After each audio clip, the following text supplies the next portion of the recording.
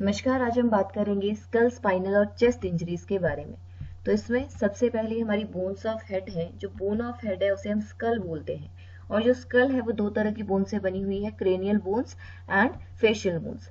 Cranial bones किसे बोलते हैं, क्रेनियम किसे बोलते हैं, जितना स्कल का पार्ट हमारे ब्रेन को कवर कर रहा है, प्रोटेक्ट कर रहा है, उसे हम क्रेनियम बोलते हैं। और जो हमारी फेस की बोन्स हैं, फेस को शेप देने का काम कर रही है, उन्हें हम फेशियल बोन्स बोलते हैं। सबसे पहले स्कल में क्रेनियम है।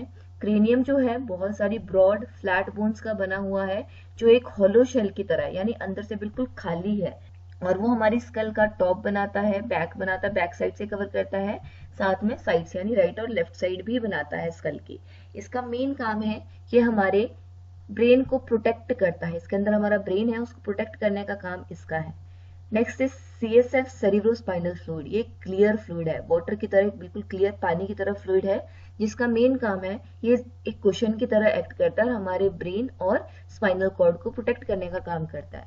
जैसे इसमें आप देख सकते हैं, जो ब्लू कलर का दिख रहा है आपको, जो ब्लू कलर का ब्रेन के सराउंडिंग में और स्पाइनल कॉर्ड के सराउंडिंग में फ्लूइड है, ये CSF है, सेरिब्रोस्पाइनल फ्लूइड है। तो जब भी स्कल को इंजरी हो रही है या फिर स्पाइनल कॉर्ड को प्रोटेक्ट करने वाली हड्डियां यानी जो वर्टिब्रास है उनमें इंजरी हो रही है, तो उस वजह से देखने को मिल सकता है कि CSF जो है वो बाहर लीक होके आ सकता है, ब्लड के साथ मिक्स होके भी आ सकता है, और क्लियर फ्लूइड भी आपको देखने को मिल सकता है इंजरी के केस में।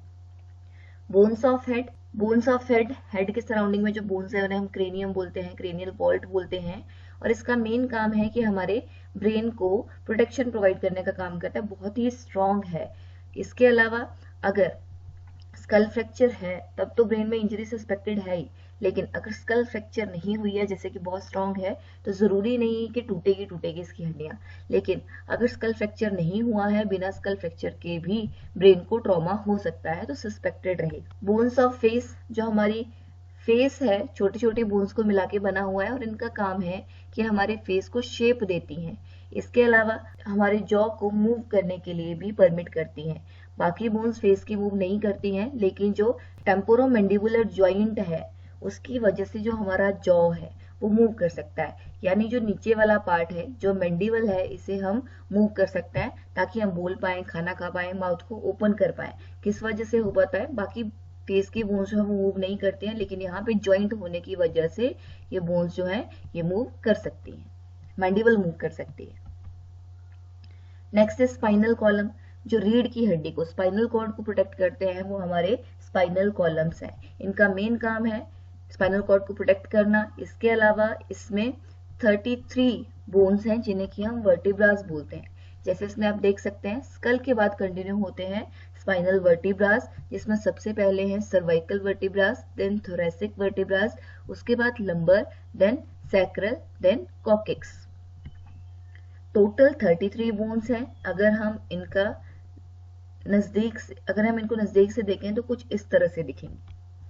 स्पाइनल कॉलम में जो सर्वाइकल वर्टिब्रास हैं वो 7 हैं, जो थोरेसिक वर्टिब्रास हैं ये 12 है, लंबर वर्टिब्रास जो है वो 5 है, सैक्रल वर्टिब्रास 5 है, फ्यूज होके ये 1 बना देता है, जो कॉक्सिक्स है ये भी 4 है, फ्यूज होके ये 1 बनाएगा। स्पाइनल कॉर्ड इंजरी के केस में, स्पाइनल कॉर्ड इंजरी बहुत ही ज्यादा सीवियर केस होता है, और इस केस में पैरालिसिस हो सकती है या फिर डेथ भी हो सकती है अगर सर्वाइकल रीजन जो है वो अफेक्ट होता है उस वजह से। Next is chest. चेस्ट भी जो है बोनी स्ट्रक्चर है। चेस्ट में हमारी रिब्स आती हैं, सामने की तरफ रिब्स होंगी, और जो रिब्स हैं वो सामने की तरफ से स्टर्नम के साथ कनेक्टेड होती है। जो ये आपको स्ट्रक्चर दिख रहा है ये स्टर्नम बोन है। इस साइड ये सी शेप की रिब्स हैं, और अगर हम पीछे की तरफ से देखें तो वर्टिब्रास है। सामने की तरफ से ये स्टर्नम के साथ कनेक्टेड हैं, और पीछे की तरफ से बैक साइड से जो रिब्स है वो वर्टिब्रास के साथ कनेक्टेड है। चेस्ट के अंदर या जो रिबकेज बन रहा है इसके अंदर हमारे लंग्स हैं और हार्ट है। इसके साथ साथ मेजर ब्लड वेसल्स हैं जो कि हार्ट से निकल रही हैं या फिर हार्ट तक ब्लड लेके आ रही हैं, जैसे कि अयोटा है, सुपीरियर वेना कावा है, इंफीरियर वेना कावा है, बड़ी वेसल्स है, बड़ी ब्लड वेसल्स हैं। अगर इस रिब केज को डैमेज हो जाता है उस वजह से इन वाइटल ऑर्गन्स को, वाइटल ऑर्गन यानी जो हमारी बॉडी के बहुत ही जरूरी हिस्से हैं, जैसे कि लंग्स बहुत ज्यादा जरूरी है, हार्ट बहुत ज्यादा जरूरी है, उसको प्रोटेक्ट करने का काम करता है हमारा ये rib cage ribs. Next specific injuries. अगर स्कल फ्रैक्चर हो रहा है तो स्कल का फंक्शन है ब्रेन को प्रोटेक्ट करना। स्कल फ्रैक्चर के साथ ट्रॉमा ऑफ हेड भी सस्पेक्टेड रहता है, यानी ब्रेन भी डैमेज हो सकता है। तो फ्रैक्चर ऑफ स्कल है, उस वजह से उसके अंदर जो ब्रेन है वो भी डैमेज हो सकता है। अब ये ओपन वुंड भी हो सकती है और क्लोज वुंड भी हो सकती है, दोनों केस में ही ट्रॉमा ऑफ हेड सस्पेक्टेड रहेगा। इसके साथ साथ ब्रेन इंजरी हो सकती है और हेड इंजरी के साथ साथ स्पाइनल इंजरी भी हो सकती है, क्योंकि जो हेड है उसी के साथ हमारी स्पाइनल कॉर्ड जो है वो कंटिन्यू होती है।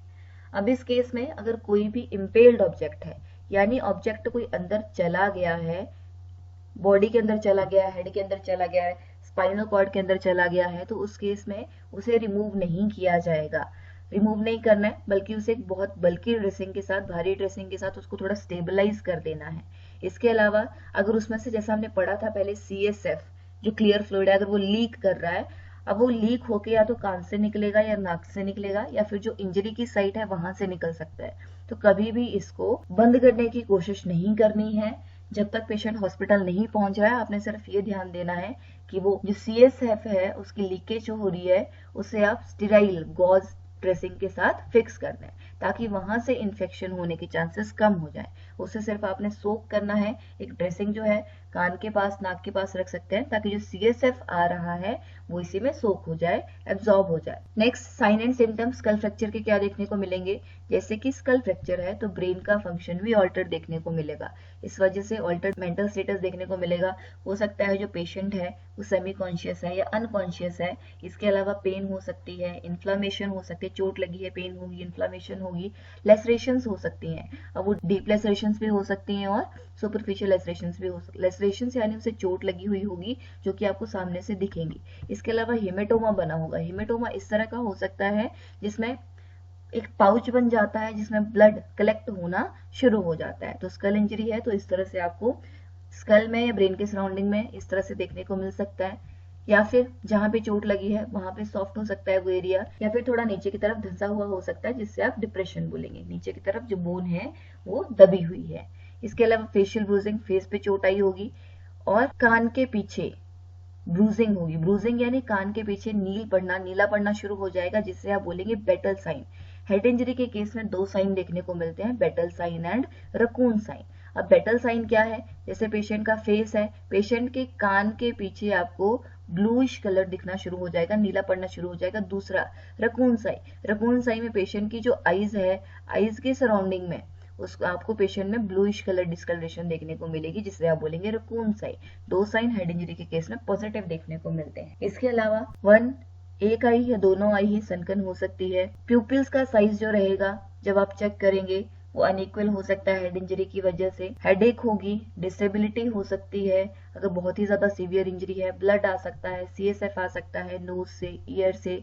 इसके अलावा वाइटल साइन डिटोरेट कर सकते हैं, यानी वाइटल साइन में आपको चेंजेस देखने को मिल सकते हैं, क्योंकि सारा का सारा कंट्रोल जो है, जो भी हमारे वाइटल साइन के सेंटर है, हार्ट को कंट्रोल करने वाला, लंग्स को, रेस्पिरेशन को कंट्रोल करने वाला, टेम्परेचर कंट्रोल करने वाला, ये सारे के सारे ब्रेन में प्रेजेंट है। और जब ब्रेन को ट्रॉमा हुआ है वो काम करना थोड़ा कम कर देगा, जिस वजह से वाइटल साइंस में भी चेंजेस आपको देखने को मिलेंगे। नोसिया वॉमिटिंग हो सकती है पेशेंट को, इंट्राक्रेनियल प्रेशर इंक्रीज होने की वजह से। एबनॉर्मल पोस्चरिंग, उसका बॉडी पोस्चर अलग देखने को मिल सकता है, क्योंकि इसका कंट्रोल भी हमारे ब्रेन के पास है। और अगर ब्रेन को ब्लड ज्यादा जा रहा है, ब्रेन सर्कुलेशन ज्यादा हो रही है, उस वजह से सीजर्स आ सकते हैं पेशेंट को। प्री हॉस्पिटल ट्रीटमेंट में आपको स्कल फ्रैक्चर के केस में क्या क्या करना है? सबसे पहले इनिशियल असेसमेंट परफॉर्म करनी है। इनिशियल असेसमेंट में आपको पेशेंट में देखिए कोई बहुत ज्यादा सीवियर इंजरी है या नहीं है, या फिर पेशेंट में कोई लाइफ थ्रेटनिंग कंडीशन हो सकती है नहीं है। जैसे कि पेशेंट अगर हेड इंजरी की वजह से उसका एयरवे ब्लॉक हो सकता है, वो सांस नहीं ले रहा है, या कोई दूसरी चीज शॉक में जा रहा है, तो वो आपको असेस करना है। दूसरा, ब्लीडिंग कंट्रोल करने की कोशिश करनी है। सर्वाइकल कॉलर आपको अप्लाई करनी ही करनी है। जब भी स्कल इंजरी है, वर्टिब्रास में इंजरी है, नेक की इंजरी है, उस केस में सर्वाइकल कॉलर लगाई जाएगी, ताकि उस एरिया को आप स्टेबलाइज कर सकें और ज्यादा वो इंजरी फर्दर वर्स ना हो। ऑक्सीजन दी जाएगी, पेशेंट को ऑक्सीजन एडमिनिस्टर करनी है। जो भी वुंड्स हैं उनको कवर करना है बैंडेज के साथ। पेशेंट को प्रॉपर पोजीशनिंग देनी है, साथ में उसका लेवल ऑफ कॉन्शियसनेस देखना है, कॉन्शियस है, सेमी कॉन्शियस है या फिर अनकॉन्शियस है। नेक्स्ट है ब्रेन इंजरी। ब्रेन इंजरी दो तरह से हो सकती है, ओपन हो सकती है, ओपन के केस में पेनिट्रेटिंग भी हो सकती है, यानी जो भी कोई नुकीली चीज है हो सकता है पेशेंट के ब्रेन में चली गई है, ब्रेन तक अंदर तक चली गई है, या फिर क्लोज हो सकती है यानी बाहर से बंद है, स्कल बिल्कुल सही है।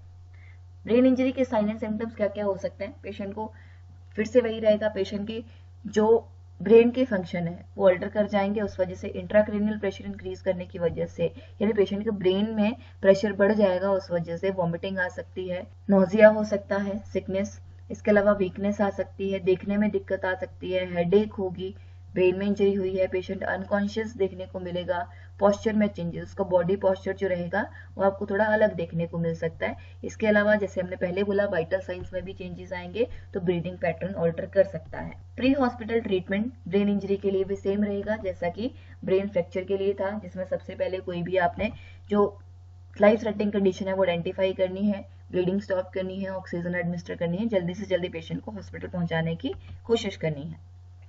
नेक्स्ट है फेशियल फ्रैक्चर। अब फेशियल फ्रैक्चर में सबसे ज्यादा डेंजरस कंडीशन ये है कि पॉसिबिलिटी है कि जो बोन है, जो बोन टूटी है, फेस की बोन टूटी है, हो सकता है वो एयरवे में ऑब्स्ट्रक्शन कॉज कर दे, या फिर फेस में चोट लगने की वजह से जो ब्लड आ रहा है, ब्लड भी क्या कर सकता है, पेशेंट एस्पिरेट कर सकता है, उसको निगल सकता है, और निगल के अगर वो पेशेंट के एयरवे में चला गया, लंग्स में चला गया, उस वजह से भी पेशेंट का एयरवे ऑब्स्ट्रक्ट हो जाएगा, पेशेंट सांस नहीं ले पाएगा। इस तरह से आपको फेशियल इंजरीज देखने को मिल सकती है। इसमें चीक, माउथ और जॉ की इंजरी दिखाई गई है। इसमें भी चीक, माउथ, जॉ की इंजरी है, mouth and jaw, injury to jaw, injury to cheek and jaw, again injury to jaw. अब फेशियल इंजरीज के केस में आपको साइन एंड सिम्टम क्या देखने को मिलेंगे? पेशेंट को चोट लगी है, फेस पे चोट लगी है, एक तो पेशेंट के फेस से ब्लड आ सकता है, ब्लीड कर सकता है पेशेंट, और वो ब्लीड जो है फर्दर पेशेंट एस्पिरेट कर सकता है, निगल सकता है, तो उसके एयरवे में आपको ब्लड देखने को मिल सकता है। फेशियल डिफॉर्मिटीज होंगी, फेस की हड्डियां या जो भी स्किन है वो टूटी होगी, फेस की हड्डियां टूटी होंगी, या फिर स्किन जो है वो रप्चर हुई होगी, मसल्स में, टिश्यूज में इंजरीज देखने को मिलेगी। आईज के नीचे का एरिया जो है उसमें कलर चेंजेस देखने को मिल सकते हैं, नीला पड़ सकता है, लाल हो सकता है।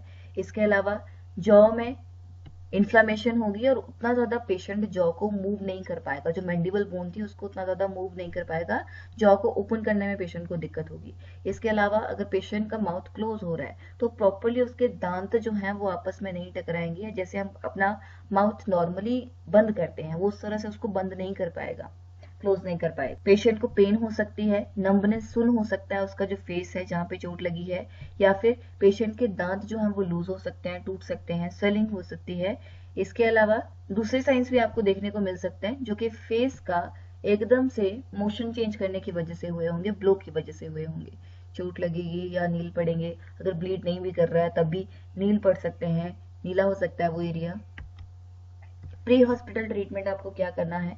सॉफ्ट टिश्यू इंजरीज में हमने ये कर रखा है ऑलरेडी, सेम वैसा ही रहेगा। हमारा लास्ट वीडियो था चैप्टर नंबर 10 जिसमें हमने सॉफ्ट टिश्यू इंजरीज की थी, वैसा ही ट्रीटमेंट सेम इन पेशेंट्स के लिए भी रहेगा।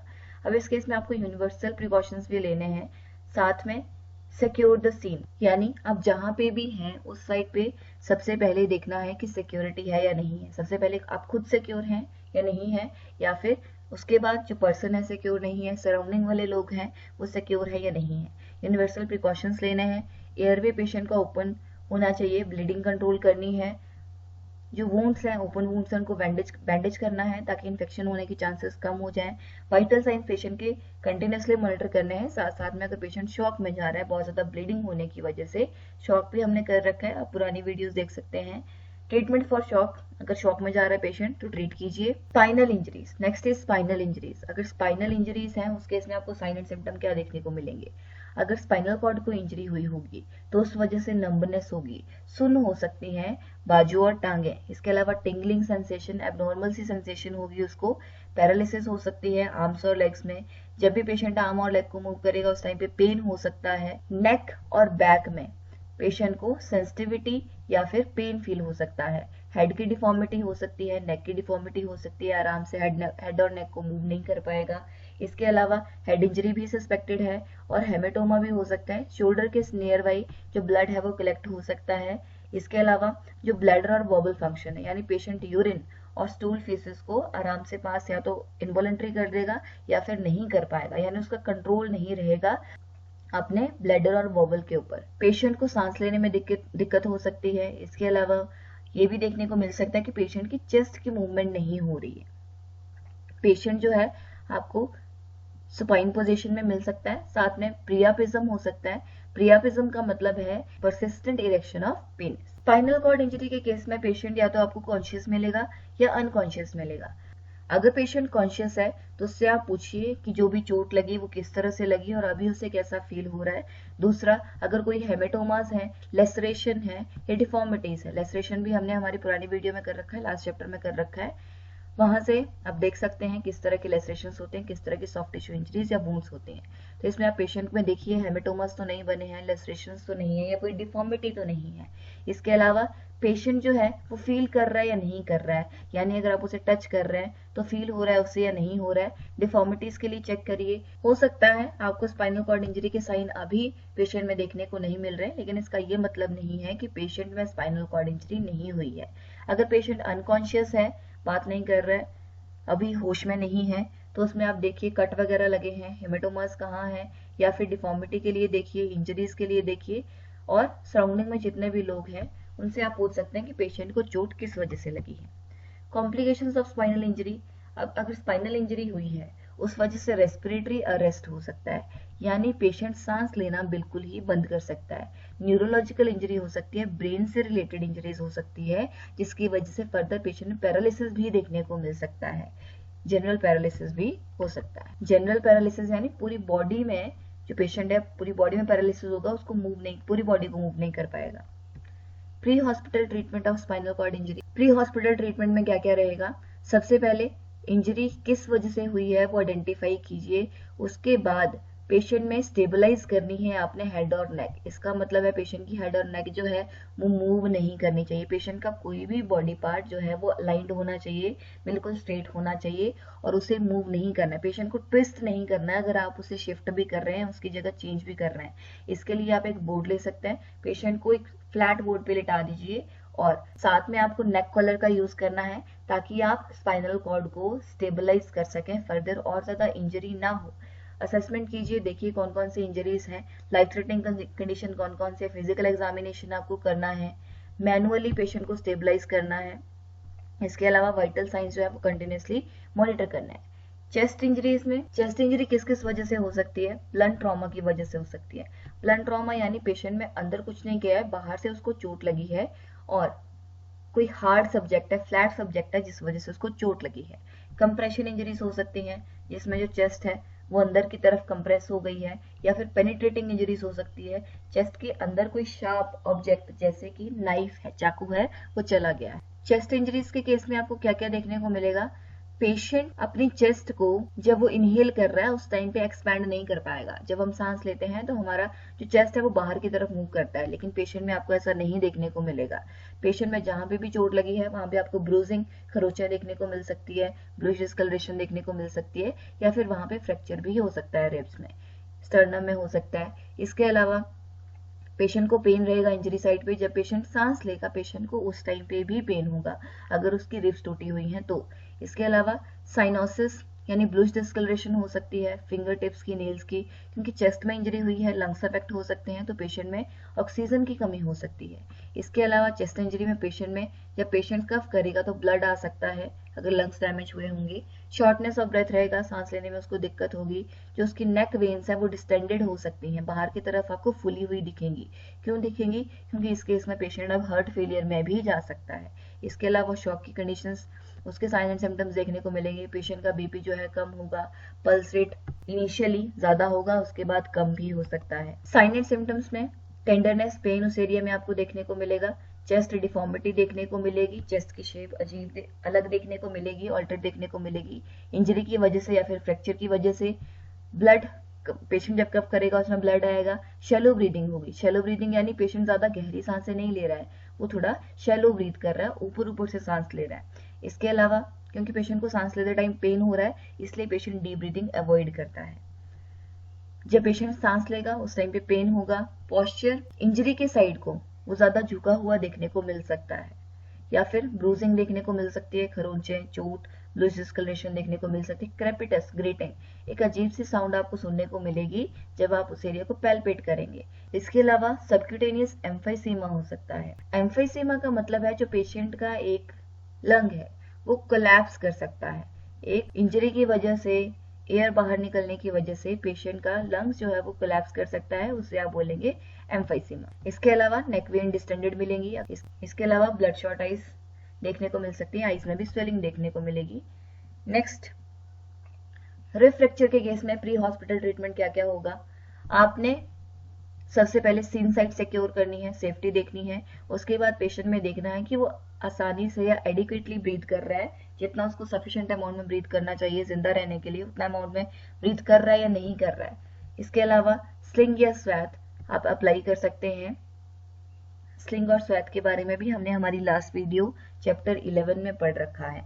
नेक्स्ट, कंफर्टेबल पोजीशन पेशेंट को देनी है ताकि वो आसानी से सांस ले सके, जिस भी पोजीशन में। वैसे इस कंडीशन में जब रिब फ्रैक्चर होगा पेशेंट को सिटिंग पोजीशन में बैठे हुए सांस लेने में ज्यादा आसानी रहती है, तो पेशेंट आपको उसी पोजीशन में देखने को मिल सकता है। इसके अलावा कोई और अदर मेथड यूज नहीं करना है। फ्लेयर चेस्ट, फ्लेयर चेस्ट का सीधा सीधा मतलब है कि फ्रैक्चर हुआ है। फ्रैक्चर कहाँ हुआ है? अगर रिब्स टूटी हैं, अगर रिब्स टूटी हैं उसे आप बोलते हैं फ्लेयर चेस्ट। इसकी वजह से आपको क्या देखने को मिलेगा कि जो रिब्स हैं वो स्टर्नम से अलग हो सकती हैं। साथ में जब पेशेंट सांस लेगा तो उस टाइम पे पेशेंट की जो जिस साइड से रिब्स टूटी हुई हैं उस एरिया की मूवमेंट अलग देखने को मिलेगी, दूसरे साइड की एरिया की मूवमेंट अलग देखने को मिलती है। इससे आपको पता चल सकता है कि रिब फ्रैक्चर हुआ है या नहीं है। यानी अगर जब सांस लेंगे, अगर जो साइड अफेक्टेड नहीं है वो ठीक है, वो बाहर की तरफ जाएगी, लेकिन जिस साइड रिब्स टूटी हुई है वो अंदर की तरफ जाएगी। ऑपोजिट मूवमेंट आपको देखने को मिल सकती है। इंस्पिरेशन के टाइम पे वैसे जब हम सांस लेंगे, जैसे इमेज में दिखाया गया है, जो चेस्ट है वो बाहर की तरफ मूव करती है, और जब हम सांस छोड़ते हैं, एक्सेल करते हैं, उस टाइम चेस्ट फिर से अंदर की तरफ मूव कर जाती है। लेकिन फ्लेयर चेस्ट में आपको उल्टा देखने को मिलेगा, ऑपोजिट देखने को मिलेगा। जब इनहेल करेंगे तब चेस्ट जो है वो अंदर की तरफ मूव करेगी, और जब हम सांस छोड़ेंगे तब चेस्ट बाहर की तरफ मूव करेगी। प्री हॉस्पिटल ट्रीटमेंट क्या रहेगा फ्लेयर चेस्ट के लिए? सबसे पहले तो फ्लेयर सेक्शन को जहां पे रिब्स टूटी हुई है उसे लोकेट कीजिए। उसके बाद उसको स्टेबलाइज कर दीजिए, पिलो के साथ कर सकते हैं या फिर बल्कि ड्रेसिंग के साथ कर सकते हैं। अगर पेनिट्रेटिंग वुंड है, कोई ऑब्जेक्ट जो है पेशेंट की बॉडी के अंदर चला गया है, पेनिट्रेट कर गया है, तो उसके पहले आप एग्जिट साइड के लिए देखिए कि कहीं से एग्जिट किया है, बाहर निकला है या नहीं निकला है ऑपोजिट साइड से। इसके अलावा पेशेंट में एडुकेट ब्रीदिंग के लिए आपने मॉनिटर करना है। इस केस में आपको एब्नॉर्मल साउंड सुनने को मिल सकती है, सकिंग चेस्ट वुंड देखने को मिल सकती है। अब ये क्यों होता है? ये एयर की मूवमेंट की वजह से आपको ये साउंड सुनने को मिल सकती है। इस केस में आपको ऑक्लूसिव ड्रेसिंग करनी है, यानी आपको एयर टाइट सील ड्रेसिंग करनी है, जिसमें एयर जो है ना तो पेशेंट के लंग्स के अंदर जा पाए, ना उस वुंड से बाहर निकल पाए। इस केस में ऐसा इसलिए किया जाएगा क्योंकि अगर एयर अंदर बाहर मूव करेगी उस वजह से लंग कोलैप्स हो सकते हैं, जैसा कि हमने पहले देखा एम्फाइसीमा आपको पेशेंट में देखने को मिल सकता है। तो ऑक्लूसिव ड्रेसिंग कीजिए ताकि वहां से एयर बाहर ना आए। इम्पेल्ड ऑब्जेक्ट का मतलब है पेशेंट के चेक्स के अंदर या फिर एयरवे के अंदर कोई ऑब्जेक्ट जो है वो चला गया है और एयरवे को ऑब्स्ट्रक्ट कर सकता है। जब तक वो एयरवे को अफेक्ट नहीं कर रहा है आपने उसको बाहर नहीं निकालना है, बल्कि ड्रेसिंग के साथ उसे स्टेबलाइज कर दीजिए। अगर हार्ट्स और लंग्स को इंजरी हुई है तो लंग्स जो है वो कोलैप्स हो सकते हैं क्योंकि उसमें से एयर बाहर आएगी। दूसरा, जो हार्ट है, हार्ट से भी ब्लड बाहर आ जाएगा, यानी हार्ट को इंजरी हुई है तो उसकी वजह से क्या देखने को मिलेगा? जो पेरिकार्डियम है, पेरिकार्डियम क्या है? हार्ट की सराउंडिंग में खाली जगह है। जैसे हार्ट है, हार्ट की सराउंडिंग में खाली जगह है, वहां पे कुछ फ्लूइड रहता है। लेकिन अगर हार्ट पंक्चर हो गया उस वजह से क्या देखने को मिलेगा? जो ब्लड है हार्ट के अंदर का वो बाहर आ जाएगा, जिस वजह से हार्ट कोलैप्स कर सकता है। तो अगर लंग्स में इंजरी है लंग्स कोलैप्स कर सकते हैं, हार्ट में इंजरी है हार्ट कोलैप्स कर सकता है। लंग्स कोलैप्स देखने को मिल सकते हैं या फिर हार्ट कोलैप्स देखने को मिल सकता है। Thank you so much. I hope ये वीडियो आपके लिए यूजफुल रहा होगा। अगर इससे आपको इन्फॉर्मेशन मिली है, इन्फॉर्मेटिव था आपके लिए, तो काइंडली हमारे चैनल को लाइक, शेयर और सब्सक्राइब कीजिए। Thank you.